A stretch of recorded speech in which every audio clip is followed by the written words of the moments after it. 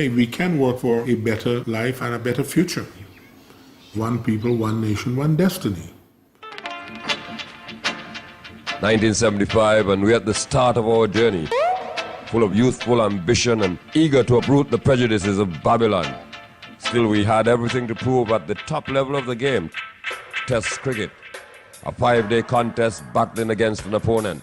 Very soon, we'll be facing the toughest test of all, traveling to Australia to face the champions on their home soil.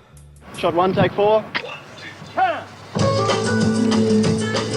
Sweat all day in burning sun, Aussie basemen love much fun. Batsman with roof dirt is green, he gets 100 runs like tea. Already there's an air of expectancy. Their dashing captain, Clive Lloyd, is quietly spoken but determined. And are you very confident of winning? We want to win, there's no doubt about that. It has been billed as a sort of world championship. So I'm hoping that we can give our best. At the moment, the Australian side, to my mind, is the best in the world. And I think fast bowlers all through Test history have been the difference between a good side and a great side. Thompson and Lillee are great bowlers.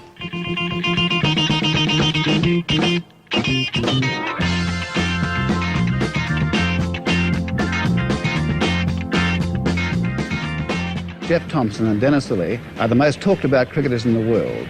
The underlying point is controversy.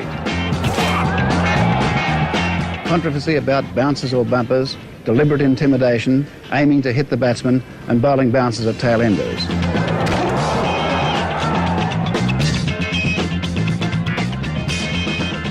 Splendid bowling performance then from Jeff Thompson. He bowled really fast today, as indeed he has done throughout this match, and a great psychological boost for him and for the whole of the Australian side. Lillee has struck again. Another great performance there by Lillee. That cricket team decimated every other cricket team around the world. They beat everybody, at home and abroad. They nearly killed England. Thompson to Lloyd. And hit badly there that time. I remember the English literally running for cover and begging for mercy.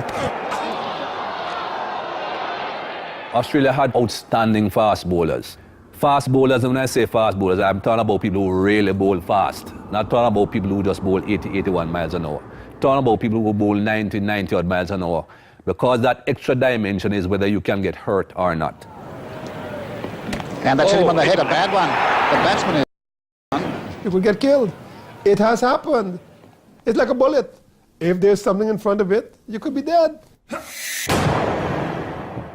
Now, once you have the capability of hurting someone with that ball, that person is not thinking about how to play the ball, he's thinking about self-preservation. I'm trying to scare him, trying to hurt him perhaps in the ribs or the leg or something like that, so that he at least knows you're around. Dennis Lillee would stand in front of you and he stands up, this enormous figure, look you in the eye. He want that ball to cause me a great deal of harm. He want to inflict pain. He want to injure me. The one individual that you found just very difficult to play would be Jeff Thompson. He was ruthless in my opinion. Tomo was a danger. He was a danger man. Thompson's sport away from the Test match arena helps keep him fit for hurling down his thunderbolts. It takes a lot of running with a zest akin to collecting Test scalps. What do you reckon about that, Clive? Oh. And he was a mean man. My word, it does look a picture today. It's always a great moment. A nerve-wracking one for some players, an exciting one for others. It is the test of all tests. That's why they call it the test. Test matches. To be out in the field for 5 days, you have to have the endurance. The race is not for the swift, but who can endure to the end. That's a test. That's a test of every player. A lot of young people were in that West Indies team. That was either their first tour or their second tour. We were green, we were young, we were inexperienced, thrust into international cricket, thrown in at the deep end.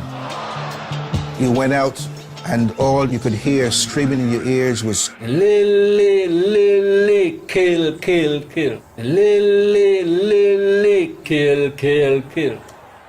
You felt that They kept me a lot of love going on here. It is in your face.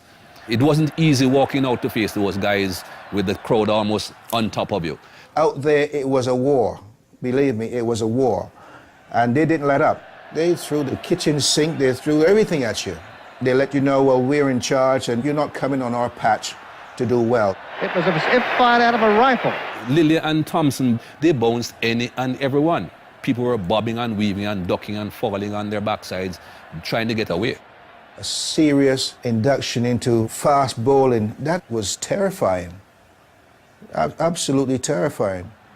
I remember Lillee bowling a bouncer to Lance Gibbs, and Lance at the end of the day went up to him and said, listen, I've got a wife and kids, be careful what you're doing.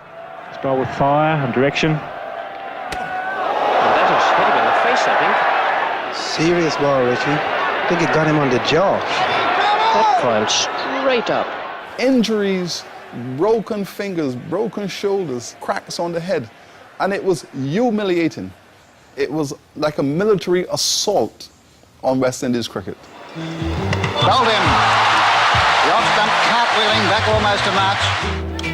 Over bowl, and well caught. That was a lovely piece of cricket by the Australians. Over Richards. Sit here. He's out. Jeff Thompson at his best. That's out. Plain bowled. Roberts is out. That was a nasty series and lots of confrontations on and off the field. They knew. They were seasoned campaigners, and they knew when to turn the screws. Some of the Aussies has this way that if they could not get you out, they would rather abuse you out. Things were said and the color of your skin came into it.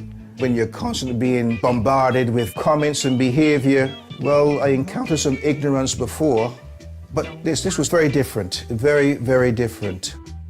The crowd, people in the crowd did say things that shouldn't have been said, things that weren't politically correct, where people would tell you about your heritage or your background or go back to the trees that you came from. You black bastard, and I get rather annoyed anyone's gonna call me a black bastard because I'm not. You stop and look and see where the comment came from, then they would laugh and so on because to them it's a big joke. It degraded me and downgraded me a great deal. I was naive going to Australia and I thought Test cricket was a gentleman's game. I lost it. I just could not believe that this was taking place.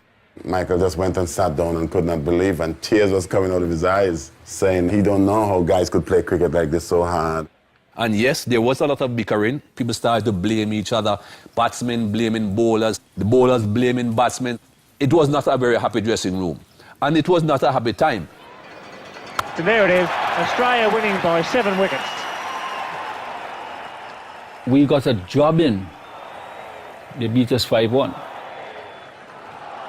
When the West Indies were annihilated, that burned everybody in the West Indies really badly.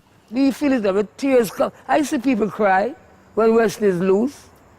When West Indies go down, people tears come down. Very disappointed, man. Very, very disappointed. We're wondering now if we can come back up. When? People didn't feel the West Indies players had the fight in them. This calypso cricket stigma stuck with us. We weren't willing to go there and fight to the end, and we just give up. When that team returned to the Caribbean, it was like soldiers coming home from a war. They realized that everything was at stake. And Clive Lloyd knew that West Indian cricket was at the crossroads.